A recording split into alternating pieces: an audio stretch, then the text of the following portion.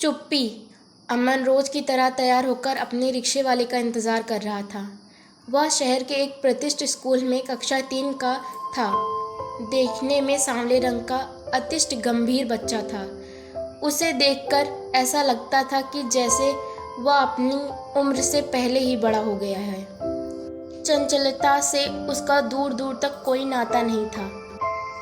School में आज अमन बिल्कुल शांत था, रोज से कुछ ज़्यादा ही। आज उसने अपना होमवर्क भी नहीं किया था। विभा मैडम अपना पाठ पढ़ा रही थी, पर उसका ध्यान कहीं और ही था। मैडम की नज़र पूरी कक्षा पर रहती थी, अतः उन्हें यह समझने में देर न लगी कि आज बात कुछ और ही है। उन्होंने तुरंत अमन से एक प्रश्न पूछा, किंतु अमन उसका उत्तर न दे सका। यह देखकर मैडम ने पूछा, आज ध्यान कहाँ है तुम्हारा? तबीयत तो ठीक है ना? मैडम ने उसके माथे को छुआ और बोली कि तुम्हें तो बुखार नहीं है। सच सच बताओ, आखिर क्या बात है? क्या घर में कोई दिक्कत है? किंतु अमन कुछ ना कह सका, बस निशब्द खड़ा रहा। मैडम ने उसकी अवस्था देखकर और प्रश्न ना पूछते हुए उसे बैठ जाने को कहा। कक्षा समाप्त करने के पश्चात मैडम बच्चों की होमवर्क कॉपी लेकर स्टाफ रूम में चली गई। बैठते ही थकान भरे स्वर में चपरासी से एक कप कॉफ़ी लाने को बोला। काम करते हुए भी मन ही मन वह यही सोच रही थी कि अमन के घर में आखिर ऐसा क्या हुआ जो ये कोमल मन सहन नहीं कर सका, या फिर बात कुछ और ही है। ये लीजिए मैडम, आपकी स्ट्रॉन्ग वाली कॉफ़ी, कहते हुए चपरासी ने कॉफ़ी का मग विभा के सामने रख दिया। विभा को अपने प्रश्नों के उत्तर ना मिल सके।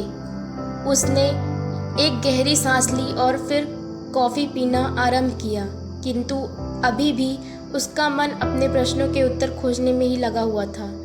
जब कॉफ़ी भी ख़त्म हो गई तो उसने बच्चों की कॉपियाँ में होमवर्क चेक करना शुरू किया।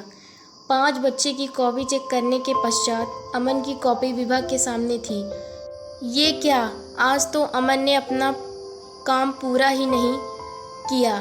लिखना तो उसने शुरू किया था, क्योंकि 2 लाइन तो लिखी थी, किंतु आगे कुछ नहीं लिखा। ऐसा क्यों? विभा ने कॉपी को उल्ट पलट कर देखा। यह क्या? कॉपी के पीछे वाले पन्ने में कुछ लिखा था, मत मारो प्लीज़ पापा, मम्मा को मत मारो। क्यों मारते हैं उसे? हे भगवान जी, आप ही बचा लो उसे। कॉपी के इस आखिरी पेज को पढ़कर विभा स्तब्ध थी। आज पढ़े लिखे समाज में भी इतने क्रूर लोग हैं जो नारी को अपने पाँव की जूती समझते हैं। विभा ने अमन के माता पिता से मिलने का निश्चय किया और उसकी डायरी में नोट लिख दिया कि कल वह अपने पेरेंट को लेकर स्कूल आए। अगले ऑफिस में अमन के माता पिता विभा के सामने थे। विभा ने कहा, आप दोनों लोग पढ़े लिखे एवं समझदार दिखाई देते हैं। मुझे आपसे कुछ ऐसा कहना है जो आपके बच्चे की प्रोग्रेस के लिए ज़रूरी है। हमें अपने घर का माहौल भी ऐसा बनाना पड़ता है कि बच्चों पर उनका नकारात्मक प्रभाव ना पड़े। आपने कभी इस बात की तरफ ध्यान दिया है कि आपका बच्चा थोड़ा डरा और सहमा रहता है? वह अपनी उम्र से पहले ही बड़ा हो गया है। ये मीटिंग एक तरफा ही चल रही थी। अमन के माता पिता किसी बात का जवाब नहीं दे रहे थे। माँ कुछ बोलना चाह रही थी, किंतु पिता के आगे वह भी बेबस थी। फिर मैडम ने उनको पूरी बात बताई। सुनते ही पिता आग बबूला हो गया और ज़ोर ज़ोर से बोलने लगा। साथ ही अपने बीवी को भी उल्टा डांटने लगा, जैसे सारी गलती उसी की हो। ऐसे पुरुष कभी भी अपना दोष नहीं मानते, सत्य स्वीकार करने की हिम्मत भी उनमें नहीं होती। इसके बाद वह 1 मिनट भी नहीं रुके और तमतमाते हुए चले गए। 2 दिन तक अमन स्कूल नहीं आया।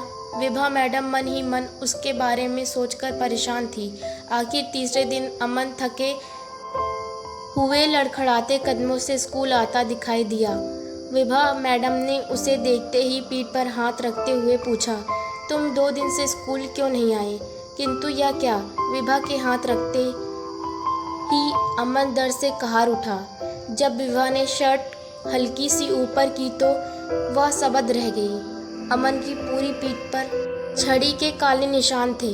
विभा की आंखों से अनायास की आंसू फूट पड़े। अब उसके सामने कोई प्रश्न शेष न था। उसे अपने सारे प्रश्नों के उत्तर मिल चुके थे।